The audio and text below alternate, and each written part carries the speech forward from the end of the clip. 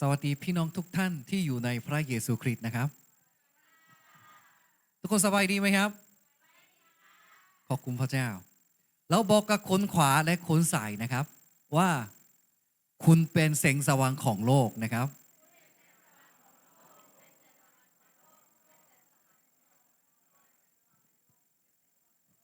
แล้วก็เราบอกกับ3คนนะครับ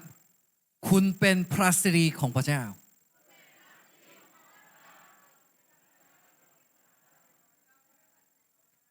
เราบอกกับ3คนนะครับแม้ว่ายังไงก็พระเจ้ารักคุณ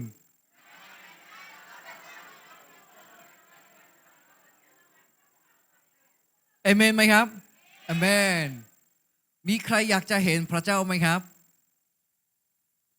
ถ้ามีใครที่อยากจะเห็นพระเจ้านะครับพระเจ้าเตรียมวิธีเดียว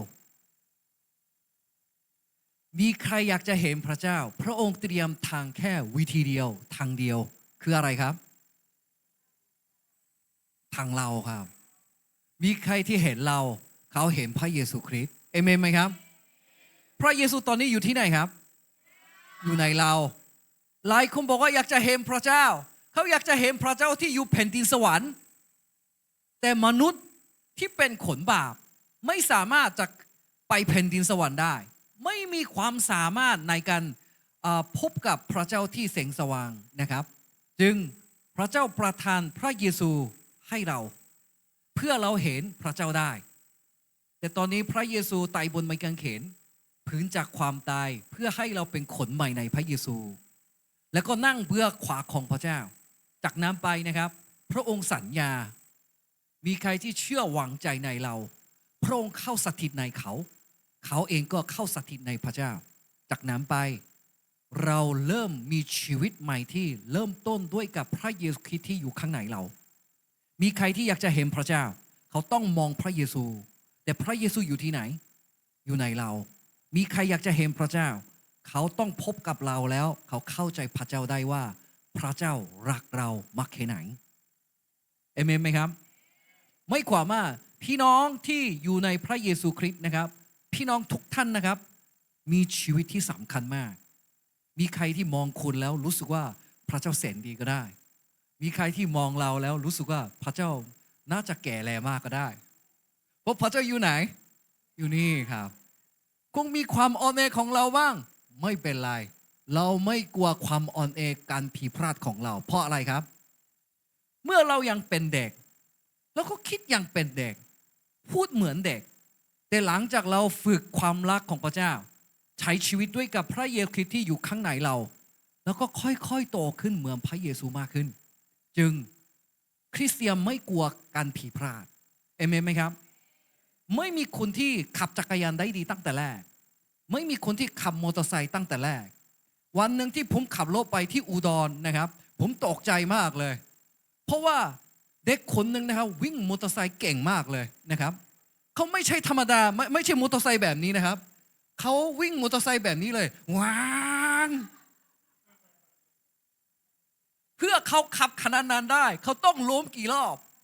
ถูกไหมครับพี่น้องคริสเตียนก็เหมือนกันผู้ที่อยู่ในเราถ้าเราเดินด้วยกับเขาใช้ชีวิตด้วยกับเขาแล้วก็ผิดพลาดบ้าง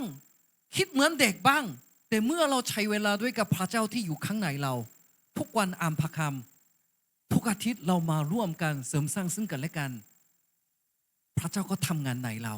แล้วก็ค่อยๆโตขึ้นเหมือนพระเยซูคริสต์วันนี้นะครับเราเหมือนพระเยซูคริสต์มากกว่าเมื่อวานครับเอเมนไหมครับโอเคเราบอกกับซึ่งกันและกันนะครับคุณเป็นตัวแทนของพระเยซูในโลกนี้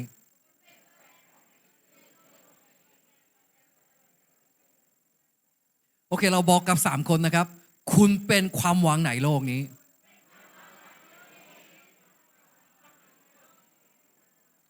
เอเมนขอบคุณพระเจ้าพระเจ้ามีความหวังกับพวกเราแล้วก็พระองค์ให้มีความสามารถและพระองค์เตรียมทุกอย่างไว้เพื่อชีวิตของคุณประสบความสำเร็จครับเอเมนขอบคุณพระเจ้าปกตินะครับผมไม่ให้คนอื่นมาเทศนาที่นี่เลือกแต่คนที่มีวิสัยทัศน์เดียวกันเลือกแต่คนที่มีพระคำเดียวกันเพื่อพี่น้องเราไม่สับสนนะครับแต่ว่าวันนี้นะครับ น่าจะประมาณ3 อาทิตย์ที่แล้วผมได้เจอเพื่อนเก่าที่เรียนพระคัมภีร์ด้วยกันที่มหาวิทยาลัยนะครับหลังจากผมได้ยินคำพยานชีวิตเขาแล้วผมรู้สึกว่าน่าให้พี่น้องของเราก็ได้ยินบ้างผู้รับใช้วัยรุ่นเขาล้มเหลวในการรับใช้และล้มเหลวเรื่องการแต่งงานล้มเหลวในการที่ทำงานแล้วสุดท้ายนี้เขาเริ่มเข้าใจเรื่องหนึ่งว่าคริสตจักรแบบวิธีเดิมเนี่ยไม่สามารถสร้างสาวกของพระเยซูคริสต์ได้แล้วก็หลังจากเขาออกมาแล้วเขาทำงานอย่างพวกเราแล้วก็เขาได้เรียนรู้หลายสิ่งหลายอย่างจากพระเจ้าตอนนี้นะครับเขาก็ตอนนี้ทำงานที่โรงเรียนแล้วเขาก็ตอนนี้ประกาศข่าวประเสริฐในที่ทำงานของเขาจนถึงพวกเขานะครับคือมีคริสตจักรในที่ทำงานของเขานะครับแล้วก็เลยผมนะครับวันนี้พาเพื่อนมาเป็นพยานให้กับพี่น้องนะครับวิธีชีวิตแสงสว่างของโลกเป็นยังไงบ้างไม่สำคัญว่าเสียพิบาลไม่สำคัญว่าผู้นำไม่สำคัญว่าคนที่เพิ่งเชื่อใหม่ถ้าพระเจ้าเรียกเราเป็นแสงสว่างของโลกครับเมื่อเพื่อนผมนะครับชื่อเจยอนโจนะครับเจยอนโจตอนนี้เขาไม่ใช่เสียพิบันนะครับเขาตอนนี้น่าจะรุ่นพี่สำหรับพี่น้องที่นี่ก็ได้นะครับคงบางคนหนองก็ได้นะครับครับเมื่อเพื่อนของผมมานะครับช่วยตบมือด้วยนะครับ 할렐루야. 아멘. 여러분 반갑습니다. ดีใจที่ได้พบกับพี่น้องทุกท่านนะครับ 아까 우리 옆에 있는 우리 목사님과는 대학 같이 다니면서 같이 공부하고 또 같이 복음을 위해 살겠다라고 기도했던 그런 사이입니다. อาจารย์สันเสริญเป็นเพื่อน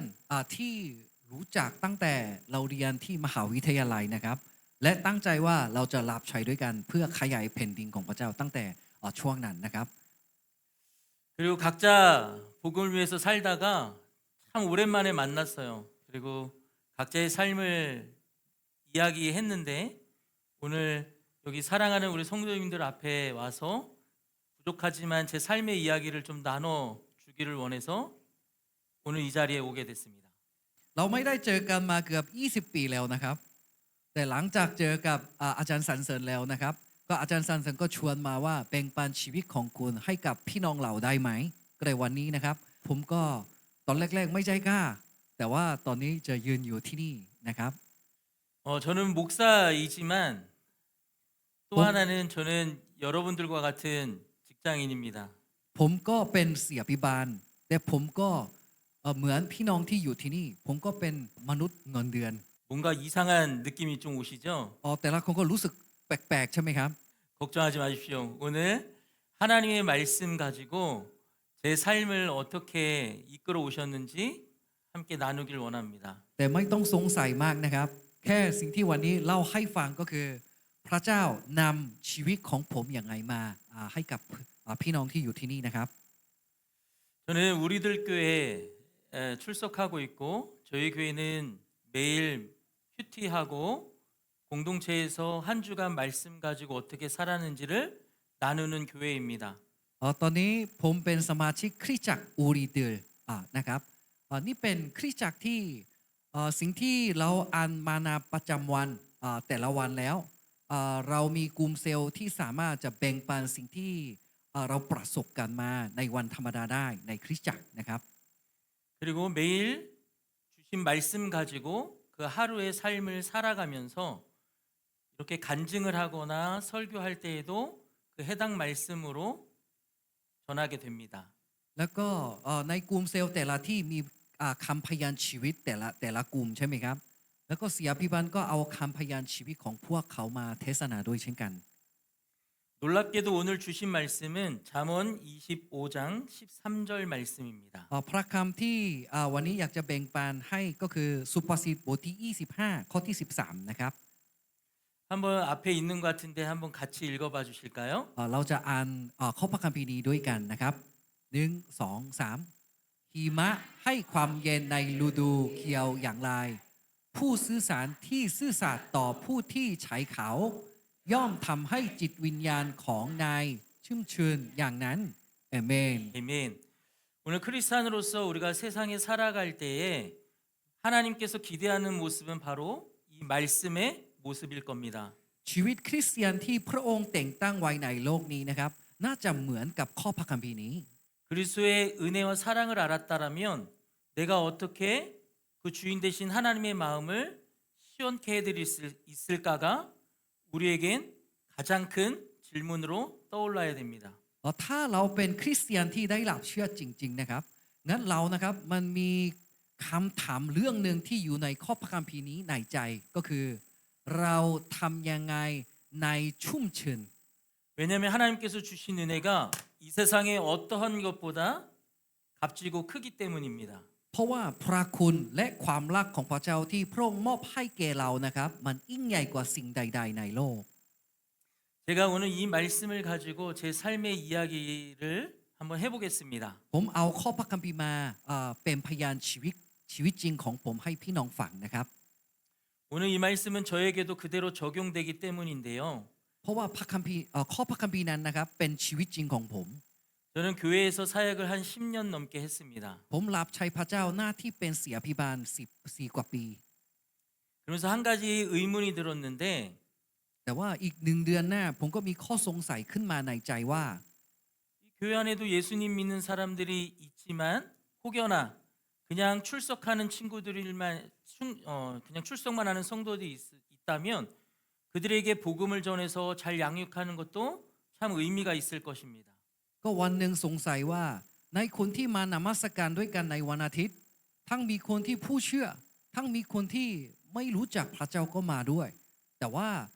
คือคงคริสตจักรไม่มีโอกาสที่ประกาศข่าวประเสริฐให้คนที่ไม่รู้จักพระเจ้าที่มานมัสการให้ได้ยินเรื่องเกี่ยวกับข่าวประเสริฐเรื่องของพระเยซูคริสต์เจ้า 그러나 저는 아예 예수님을 믿지 않는 사람들에게 복음을 전해서 그들을 구원 얻게 하는 일이 훨씬 더 값진 일이라 생각했습니다. ผมก็เชื่อมั่นใจว่าคนหนึ่งที่ยังไม่รู้จักพระเจ้าเราให้เขามารู้จักพระเจ้าโดยการต้อนรับพระเยซูคริสต์นะครับนี่เป็นหน้าที่ของคริสเตียนที่สำคัญที่สุดในโลก 그래서 정작 복음을 전해야 되는 우리 성도님에 대해서 제가 잘 이해를 못해 썼어요. หลายครั้งนะครับผมเข้าใจพี่น้องที่มานมัสการไม่ได้ 왜냐하면 저는 고등학교를 졸업하고 바로 신학교에 가서 세상에 대한 경험이 전혀 없었기 때문입니다. เพราะว่าผมนะครับไม่เคยประสบการณ์เรื่องโลก เพราะว่าตั้งแต่ผมเรียนจบแล้วนะครับมัธยมเสร็จ ผมก็เข้าไปเรียนพระคัมภีร์ต่อเลยก็เลยไม่มีโอกาสเรื่องโลก 그리고 하나님께 서원을 했습니다. แล้วก็ผมก็ตัดสินใจกับพระเจ้าว่า 하나님 제가 세상을 잘 모르겠습니다. พระองค์เจ้าค่ะผมไม่รู้จักโลกนี้เลย 우리 성도님에 대해서도 잘 모르겠습니다. ผมก็ไม่รู้ว่าพี่น้องสมาชิกที่นี่เขาใช้ชีวิตยังไงกันอยู่ 제가 직접 세상에 들어가서 경험해 보고 싶습니다. ผมอยากจะเข้าไปในโลกจริง และอยากจะประสบการณ์ว่าโลกจริงเนี่ยเป็นยังไงบ้าง 그리고 그때부터 지금까지 세상에서 열심히 일하고 있습니다. แล้วก็ตั้งแต่วันนั้นจนถึงวันนี้นะครับผมตั้งใจทำงานที่โลกนี้อยู่ 그러면서 내가 크리스찬으로서 어떻게 세상에서 믿지 않는 사람들에게 효과적으로 복음을 전할 수 있을까 생각했습니다. และผมเองก็เรียนรู้ว่างั้นคริสเตียนคนหนึ่งที่อยู่ในโลก เราทำยังไงเป็นแสงสว่างของโลก ให้พวกเขามารู้จักพระเจ้าได้ที่โลกนี้ 그래서 첫 번째 가진 생각이 세상에서 인정받는 최고의 사람이 돼야겠다 생각했습니다. ก็เลยผมก็ตัดสินใจข้อแรกว่างั้นในที่ทำงานเนี่ยผมก็ตั้งใจทำงานให้ดีเพื่อพวกเขายอมรับผมได้ 그래서 진짜 열심히 일했는데요. ก็เลยผมตั้งใจทำงานอย่างมาก 첫 번째 원칙이 남들보다 일찍 출근하고 가장 늦게 퇴근하는 것이었습니다. เพื่อทำอย่างนั้นได้นะครับผมก็ตั้งกฎหมายของตัวเองก็คือที่หนึ่งไปทำงานเร็วกว่าใครและเลิกงานออกมาช้ากว่าใคร 그리고 두 번째는 내게 맡겨진 일이 있다면 최선을 다해서 결과를 만들어내는 것이었습니다. แล้วก็กฎหมายที่สองในใจนะครับคือถ้าหัวหน้าฝากงานให้ผมงั้นผมนะครับตั้งใจให้เรื่องนี้นะครับจ จะสวยงามที่สุดให้มีผลมากที่สุด 여기까지 얘기하면 좀 심각해지죠. ถ้าเราพูดเรื่องนี้นะครับเริ่มเครียดแล้วใช่ไหมครับ 여러분들에게 일찍 출근하고 제일 늦게까지 퇴근하고 맡겨진 일에 최선을 다해서 성과를 내라면 부담으로 다가옵니다. ถ้าเราบอกว่าเราต้องทำงานเป็นคนแรก และเราตอนที่เราเลิกงานเนี่ยก็กลับมาที่บ้านคนสุดท้าย แล้วก็ให้ตั้งใจให้ผลที่ทำงานให้มากที่สุดงั้นนี่เป็นความหนักใจของเราใช่ไหมครับ 근데 그 부담의 결과는 나를 위한 것일까요? 하나님을 위한 것일까요? แต่รู้ไหมครับความหนักใจนั้นเนี่ยก็เพื่อตัวเองหรือเพื่อพระเจ้า 저에겐 목적이 있었습니다. สำหรับผมนะครับมีเป้าหมายนะครับ 세상 사람들에게 복음을 전하기 위해서는 내가 인정받는 사람이 되어야 했기 때문입니다. เพื่อผมประกาศข่าวประเสริฐกับเพื่อนที่อยู่ในโลกนะครับงั้นผมต้องเป็นคนที่พวกเขายอมรับผมได้ 제게 가진 것이 아무것도 없고 제가 무능한 사람이라고 한다면 복음을 전할 때 세상 사람들은 뭐라고 이야기할까요? แม้ว่าผมไม่มีอะไรไม่มีความสามารถอะไรงั้นคือคนที่อยู่บนโลกนี้นะครับ คิดกับเราว่ายังไง 너나 잘하세요. แล้วเขาก็บอกกับเราว่าเธอเนี่ยรอดตัวเองก่อน 복음은 들을 만한 매력이 있는 사람에게 나올 때 들리게 됩니다. เมื่อมีคนที่เหมาะสมเขาประกาศข่าวประเสริฐให้เพื่อนฟังงั้นพวกเขานะครับจะยอมรับข่าวประเสริฐที่เราพูดออกมาได้ 그래서 내게 맡겨진 일에 최선을 다해야 하는 것입니다. จึงเราควรจะตั้งใจทำงานที่เรารับผิดชอบไว้อยู่ 그래서 제가 일하는 분야에서 성과를 내기 시작하니까 사람들이 제게 집중하기 시작했습니다. หลังจากผมตั้งใจทำงานให้ดีที่สุดแล้วนะครับ เริ่มคนที่อยู่รอบข้างยอมรับผมนะครับ 그리고 어떻게 하면 복음을 전할 수 있을까 연구하고 고민했습니다. แล้วก็ผมก็ตั้งใจศึกษาดูว่างั้นทำยังไงเพื่อนที่อยู่บนโลกนี้นะครับ ได้ยินข่าวประเสริฐได้ดี 그러면 저는 교회에서 배운 대로 삶의 문제를 갖고 오거나 일에 대해서 조언을 구하는 친구들에게 교회에서 배운 대로 오늘 주신 말씀 가지고 그를 위로하고 조언하고 권면했습니다. งั้นที่ทำงานนะครับ มีหลายคนเจอปัญหาหลายสิ่งหลายอย่างมา และหลังจากพวกเขายอมรับเรานะครับ เขาก็ขอปรึกษากับพวกเราว่า เรื่องนี้จะทำยังไงดี ถ้าเรื่องนั้นเนี่ยคุณจะคิดยังไงตัดสินใจยังไงก็สิ่งที่เราเรียนจากคริสตจักรมา สิ่งที่เรียนจากพระคัมภีร์มา ก็ผมก็ตอบให้กับพวกเขาแต่ละวัน 네, 여기서 중요한 거는 우리 교회 안에서만 허용되는 거룩한 언어가 아니고 지극히 그 사람에게 들리는 세상적인 말로 해줘야 됩니다. แต่ว่าพวกเขามาขอปรึกษานะครับนั้นเราควรจะใช้คำพูดที่พวกเขาเข้าใจได้ ไม่ใช่เอาคำศัพท์ที่คริสตจักรมาให้พวกเขาฟัง 하나님이 우리를 구원하시기 위해서 세상에 지극히 작은 인간으로 오셨던 것과 같은 거죠. เช่นเดียวกัน พระเจ้าที่ยิ่งใหญ่ที่สุดนะครับใส่สวมร่างกายของมนุษย์ที่มีความจำกัด และลงมาที่บนโลกนี้ที่ไม่บริสุทธิ์ 그래서 저는 제 삶의 이야기를 말씀에 녹아내면서 전하기 시작했습니다. เพราะฉะนั้นเมื่อผมเข้ามาในบนโลกนี้นะครับเข้าสังคมของเขานะครับ เรื่องประสบการณ์ของผมก็ให้เพื่อนฟังได้ตามภาษาของพวกเขา 그랬을 때 상대방에게 제 이야기가 들리기 시작했습니다. จากนั้นไปเพื่อนที่อยู่ที่นั่นเริ่มเข้าใจสิ่งที่ผมพูดออกมา 그리고 그 말씀이 들리는 한 사람이 살아나는 경험을 하게 되었습니다. แล้วก็ผมประสบการณ์ว่าคนหนึ่งที่ตายไปแล้วนั้นนะครับเริ่มฟื้นขึ้นจากความตาย 예를 들면 이런 것과 같아요. เช่น 우리는 삶의 문제를 만나면 그것을 해결하려고 합니다. เมื่อเราเจอปัญหานะครับเราตั้งใจและพยายามแก้ไขใช่ไหมครับ 근데 내가 내 맘대로 하려고 해서 해결되는 일이 있었던가요? แต่ว่าพยายามตั้งใจแก้ไขมากแค่ไหนก็ตามทุกอย่างนะครับจะตามอย่างที่เราคิดไหวไหมครับ 그러면 여기 앉아 있을 사람 없겠죠. เพราะถ้าเป็นไปตามนั้นนะครับงั้นไม่มีคนที่นั่งที่นี่ 여러분 명심하십시오. จำดีๆนะครับ 해결이 아니라 해석이 먼저입니다. ไม่ใช่แก้ก่อน แต่ว่าเราควรจะเข้าใจก่อนครับ 그 해석의 중심은 바로 พระคัมภีร์ 말씀입니다. พระคัมภีร์ 그래서 นะครับ 우리는 พระคัมภีร์ 오늘 내게 주신 하나님의 말씀이어야 합니다. ถ้าเราอยากจะเข้าใจสภาพนั้นนะครับเราต้องเข้าใจตามพระคำที่พระองค์ให้แก่พวกเราแต่ละวัน 삶의 문제를 만났고 내가 이래서 성과를 냈을 때 상대방이 나에게 그런 질문을 똑같은 질문을 해올 때 저는 말씀으로 해석한 제 삶을 이야기한 겁니다. เมื่อเพื่อนนะครับมาปรึกษาเรื่องแต่ละอย่างนะครับงั้นผมก็เอามุมมองของตัวเองมาความเข้าใจของตัวเองมาในการทำงานหรือปัญหาต่างๆมาเล่าให้พวกเขาฟังตามพระคำของพระเจ้าที่ผมได้รับมาแต่ละวัน 나와 똑같은 삶을 경험했던 사람이 말씀으로 해석해서 이렇게 살아냈다고 다들 놀라했습니다. พวกเขานะครับตกใจมากเมื่อผมแนะนำวิธีนี้ให้เขา เพราะว่าสำหรับผมนะครับพระคำที่ผมได้รับมาใช้ในชีวิตจริงของตัวเองใช่ไหมครับ 오늘 그것이 우리 가운데 있어야 되는데요. ขอให้พี่น้องทุกท่านก็จะมีวิธีชีวิตแบบนี้ 저희 교회에서와 마찬가지도 여러분들에게는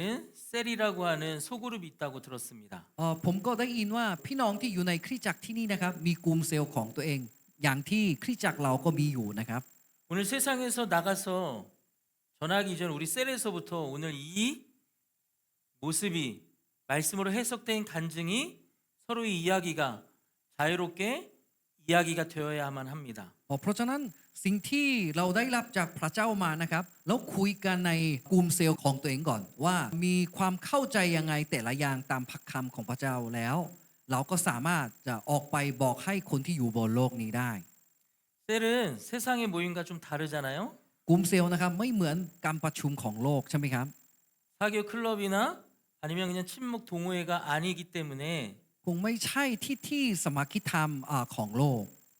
한 주간 내게 말씀하신 말씀 가지고 내가 세상에서 얼마나 치열하게 살아왔는지를 가감없이 이야기할 수 있어야만 합니다. ที่ประชุมเซลล์นะครับเป็นที่เราสามารถใจกล้าบอกทุกเรื่องได้ตามความเข้าใจตามมุมมองของพระคำของพระเจ้านะครับ 그리고 다른 사람의 이야기를 들으면서 살아계신 하나님의 역사하심을 간접적으로 경험하고 그것들을 세상에 나가서 전하게 되는 것입니다. แล้วก็เมื่อเราได้ยินคำพยานชีวิตคนที่อยู่ในกลุ่มเซลล์แล้วนะครับ เราก็ได้เข้าใจและได้เข้าใจมุมมองที่ถูกต้องเพื่อเราก็สามารถปรับตัวใช่ไหมครับ 저 또한 그렇게 저희 공동체에 가서 열심히 나누고 그 나눈 것을 가지고 세상에 나아가서 제 옆에 동료에게 하나씩 나누기 시작했습니다. ผมก็เช่นกันครับสิ่งที่ผมได้เรียนรู้จากมุมมองของรุ่นพี่ที่อยู่ในกลุ่มเซลล์แล้วนะครับ ผมก็เอามุมมองของพวกเขามาไปที่ทำงาน แล้วก็เมื่อพวกเขามาปรึกษา ผมก็แนะนำความมุมมองนี้ที่พวกเขากำลังทรมานอยู่ 그게 제 직장 상사든 동료든 제 같이 있는 부하 직원이든 어느 누구도 상관이 없었습니다. ไม่สำคัญว่าเขาเป็นหัวหน้าหรือเขาเป็นผู้จัดการหรือเขาเป็นน้องที่อยู่ในทีมงานของเรา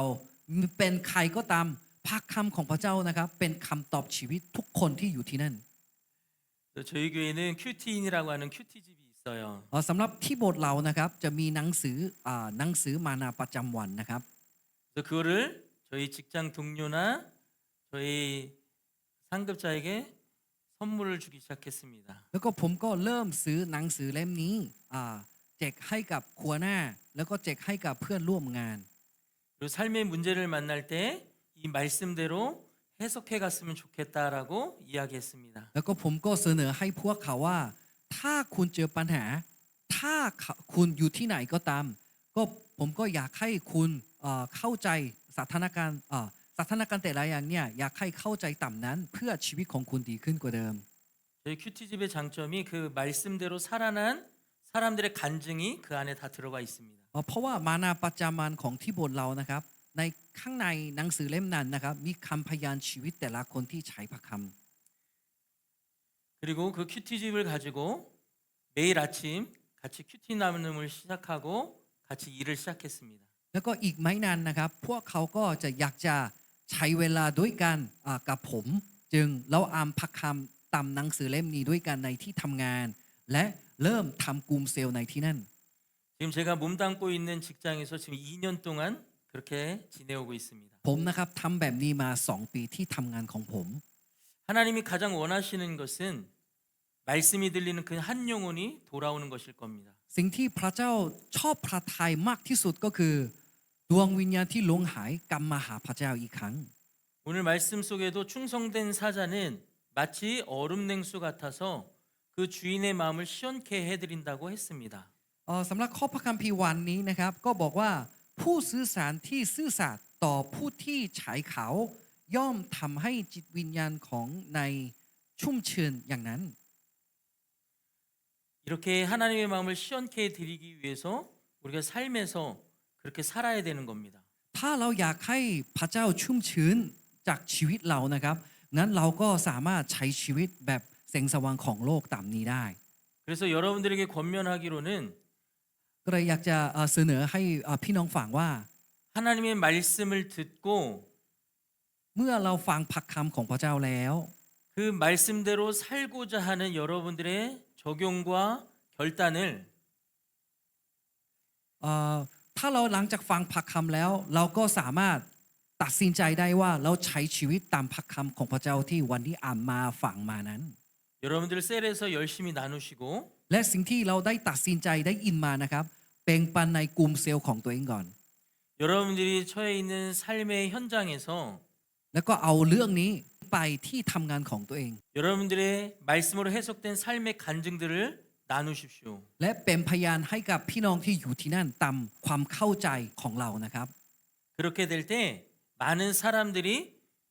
하나님께로 돌아오게 될 것입니다. ถ้าเราใช้ชีวิตตามนั้นนะครับมีดวงวิญญาณหลายคนที่อยู่รอบข้างเราจะได้มารู้จักพระเจ้านะครับ 그것이 충성된 일꾼의 모습이죠. อันนี้เรียกว่าผู้ซื่อสัตย์นะครับ 그렇게 사시는 여러분들이 되셨으면 좋겠습니다. ขอให้พี่น้องที่อยู่ที่นี่ขอให้เป็นผู้รับใช้ที่สัตย์ซื่อนะครับ 그리고 여러분 공동체에 잘 묶여 가십시오. แล้วก็ขอให้พี่น้องทุกท่านที่อยู่ที่นี่นะครับให้มีกลุ่มเซลล์ของตัวเอง 말씀이 있는 이 공동체가 여러분들을 살아나게 할 것입니다. กลุ่มเซลล์นั้นนะครับทำให้คุณนะครับมีชีวิตและมีการเติบโตที่ดีนะครับ 그리고 여러분들 삶의 현장에서 복음을 전하는 원동력이 될 것입니다. และที่ประชุมเซลล์นะครับเป็นจุดแรงบันดาลใจที่คุณสามารถมีอะไรแบ่งปันที่บนโลกนี้ได้ 여러분 다시 한번 명심하십시오. ขอเตือนอีกหนึ่งรอบนะครับ 해결이 아니라 해석이 먼저입니다. ไม่ใช่แก้ไขก่อนนะครับ เราควรจะเข้าใจสภาพนั้นก่อนตามพระค 내가 말씀을 읽는 것이 아니라 말씀이 나를 읽어갈 수 있어야 됩니다. ำไม่ใช่เราอ่านพระคำเรานะครับให้พระคำอ่านชีวิตเรา 이해가 되세요? เข้าใจไหมครับ 말씀이 내 삶을 읽고 갈 때 เมื่อพระคำนะครับอ่านชีวิตเรา 나의 연약함도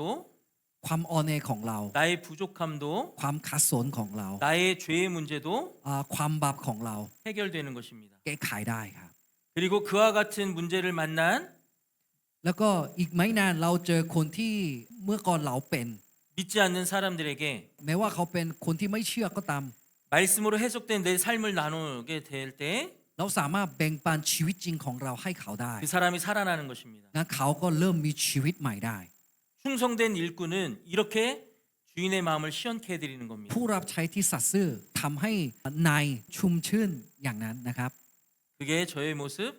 여러분들의 모습이 되셨으면 좋겠습니다. ขอให้เรื่องนี้นะครับเป็นชีวิตจริงของผม และชีวิตจริงของพี่น้องที่อยู่ที่นี่ต่อนะครับ 마지막으로 당부드리고 싶어요. ข้อสุดท้ายนะครับ 그러려면 ถ้าเราอยากจะใช้ชีวิตตามนั้น 칼날 위에 물방울처럼 อันนี้เรียกว่าอะไรครับ เป็นน้ำยอดครับน้ำยอด 칼에 물방울이 떨어지면 사라지잖아요. ถ้ายอดน้ำนะครับตกในที่มีดนะครับงั้นยอดน้ำนะครับหายไปใช่ไหมครับ 그 칼날 위에 물방울이 갈라지지 않을 정도로 긴밀하고 아주 치밀하고 지혜롭게 해야 됩니다. ก็บอกว่ายอดน้ำเนี่ยถ้าตกในที่ปลายมีด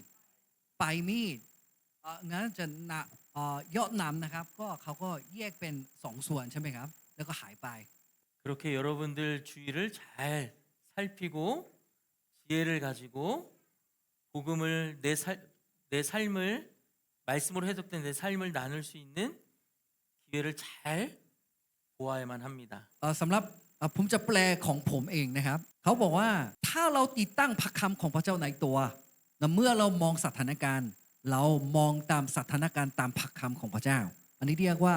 เป็นไปมีดปลายมีดถ้าปัญหาอะไรต่างๆตกเข้ามาก็ปัญหาของมันก็จะแยกออกหายไปอยู่ดี 그리고 어떤 문제를 만나거든 이것이 나를 살리기 위한 구원의 사건이라고 생각하시면 됩니다. แล้วก็เมื่อเราเจอปัญหานะครับเราควรจะคิดแบบนี้นะครับว่าปัญหานี้เนี่ยต้องการความรอดเรานะครับมีพระคำนั้นทำให้สถานการณ์นั้นมีความรอด 그리고 그날 주신 말씀을 가지고 내 삶을 해석해 가시면 됩니다. และเอาพระคำแต่ละวันที่เราอ่านมาถ้าเปรียบเทียบกับคริสตจักรเรานะครับพระวจนะแห่งความจริงอ่านแต่ละวันแล้วใช้ในชีวิตจริงวันนั้นต่อไป 그리고 그 해석된 나를 세상에서 나누시고 แล้วก็พระคำที่เราติดตั้งในตัวเรานะครับเราก็เอาความเข้าใจนั้นมาทำงานที่นั่น 그리고 그 사람들이 매력을 느낄 만한 사람으로 여러분의 삶의 자리에서 정말 최선을 다해 주십시오. และเราตั้งใจใช้ชีวิตตามพระคำนั้นในที่ชีวิตจริงของตัวเองนะครับงั้นพวกเขาก็สนใจพระเยซูคริสต์ที่อยู่ข้างในเรา 그게 될 때 여러분을 통해서 많은 사람들이 살아나게 될 것입니다. ผมเชื่อมั่นใจว่าคนที่ลงหายหลายคนนะครับได้รับชีวิตใหม่ผ่านทางชีวิตพี่น้องที่อยู่ที่นี่ 이거는 대단한 누군가만 할 수 있는 게 아니라 여기 계신 여러분들이 다 그렇게 하실 수 있습니다. ไม่ใช่จำเป็นว่าต้องเป็นเสียพิบาลหรือคนที่เรียนสูงๆนะครับก็ทุกคนทำได้ เพราะว่าพระเจ้าเรียกมา 왜냐하면 하나님이 제 편이기 때문입니다. เพราะว่าพระเจ้าเป็นทีมเดียวกับเรา 아멘. เอเมน 기도할까요? อธิษฐานร่วมกันนะครับ 하나님 감사합니다. ขอบคุณพระบิดา 오늘도 여전한 방식으로 예배할 수 있도록 인도해 주셔서 ขอบ 감사합니다. คุณพระบิดาที่ทำให้เราวันนี้มานมัสการด้วยกันที่นี่ 해결이 아니라 해석이라고 말씀해 주셨는데 พระเจ้าบอกว่าไม่ใช่แก้ไขแต่ว่าเราต้องการความเข้าใจตามพระค 하나님의 말씀이 내 삶을 잘 읽고 지나갈 수 있도록 인도해 주세요. ำขอให้พระวจนะของพระเจ้าอ่านชีวิตจริงของเรา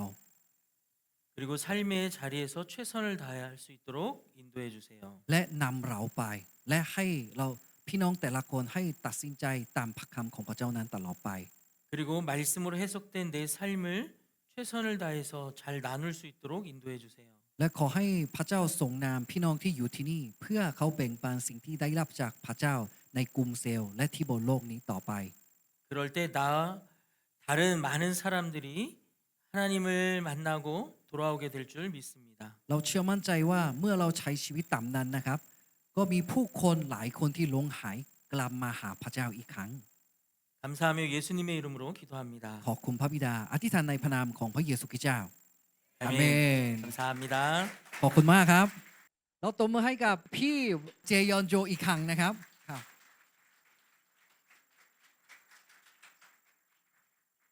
ผมก็วันนี้ได้รับมุมมองใหม่นะครับ ไม่ใช่แก้ปัญหา แต่ต้องมีอะไรก่อนครับ ความเข้าใจก่อน เข้าใจไม่ความว่าเข้าใจสถานการณ์นั้นตามพระคำพระเจ้ามองสถานการณ์นั้นยังไง ถ้าตามนั้นนะครับ ปัญหาเนี่ยหายไปอยู่แล้วเอเมนไหมครับเอเมนแล้วก็สิ่งที่เราเข้าใจมา แล้วก็ประสบการณ์มา เราต้องแบ่งปันในที่ไหนก่อนครับ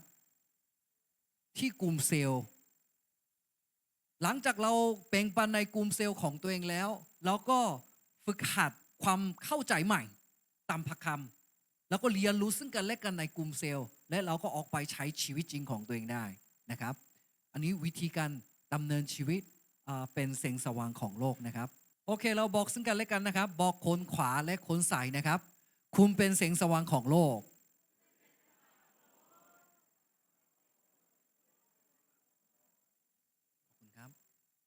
แล้วก็บอกซึ่งกันและกันนะครับว่า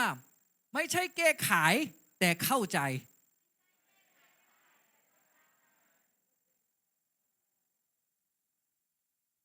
เอเมนแล้วก็เราบอกซึ่งกันและกันนะครับ แม้ว่ายังไงก็พระเจ้าทรงรักคุณ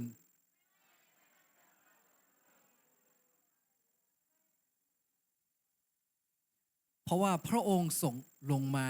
เพื่อขนบาปนะครับพระองค์ไม่ใช่ลงมาเพื่อคนชอบธรรมนะครับ วันนี้นะครับมีใครที่ต้อนรับพระเยซูคริสต์เจ้าความบาปทั้งสิ้นล่วงไปตอนนี้มีแต่สิ่งใหม่ทางนั้น วันนี้คนชอบธรรมของพระเจ้าผู้บริสุทธิ์ของพระเจ้ามาร่วมกันที่นี่เราบอกไม่ได้ว่าใครยิ่งใหญ่กว่าใครบริสุทธิ์กว่าเพราะผู้ที่ให้เราได้บังเกิดใหม่ผู้ที่ให้เราบริสุทธิ์คือใครครับพระเยซูคริสต์เจ้าถ้าพระเยซูอยู่ในเราปัญหาต่างๆที่อยู่ข้างในข้างหน้าเรานะครับเป็นยังไงครับหายไปเอเมนไหมครับเอเมนเมื่อเราอีกขนมปังนะครับเราต้องเชื่อมั่นใจว่าขนมปังนี้เป็นพระกายของพระเยซูเมื่อเรากินขนมปังนี้ต้องเชื่อมั่นใจว่าพระเจ้าสถิตอยู่กับเราเราก็สถิตอยู่กับพระเจ้านะครับเราจะกินขนมปังด้วยกันนี่เป็นพระโลหิตของพระเยซูคริสต์นะครับที่ชำระให้เราบริสุทธิ์นะครับเมื่อเรากินจากถ้วยนี้ความอ่อนแอความสกปรกมีอะไรที่เราไม่เหมาะกับความสวยงามของพระเจ้านะครับจะพระองค์ชำระให้เราบริสุทธิ์นะครับเราจะดื่มจากถ้วยนี้นะครับโอเคเราร่วมใจกันอธิษฐานนะครับในโลกที่มีความมืดมนแสงสว่างของพระเจ้าเสด็จลงมาที่บนโลกนี้เป็นสาภาพพระเจ้าแต่ตั้งใจเป็นขนบาปเพื่อให้เราเป็นคนชอบธรรมของพระองค์ขอคุณพระคุณและความรักของพระเจ้าที่เข้ามาในชีวิตเราตอนนี้เราเป็นคนชอบธรรมของพระองค์เราเป็นลูกของพระองค์เราได้เป็นแสงสว่างของโลกอย่างที่พระเยซูแสงสว่างของโลกมาตั้งแต่วันนี้ไปเราก็เอาความเข้าใจตามพระคำของพระเจ้ามาฉายแสงที่อยู่ข้างในเราให้โลกนี้เห็นว่าพระเจ้ารักพวกเขามากแค่ไหนและพระเจ้าสนใจชีวิตพวกเขามากแค่ไหนและให้เห็นว่าพระเจ้าน่ารักขนาดไหนในพระเจ้ามีอะไรบ้างในพระเจ้าเป็นยังไงบ้างพระองค์ให้พวกเขามารู้จักผ่านทางชีวิตพี่น้องที่อยู่ที่นี่นะครับจนถึงพระองค์จะเสด็จมาพระองค์เจ้าข้าเราไม่ลืมว่าสาเหตุที่เราทำงานเป้าหมายที่เรามาร่วมกันที่นี่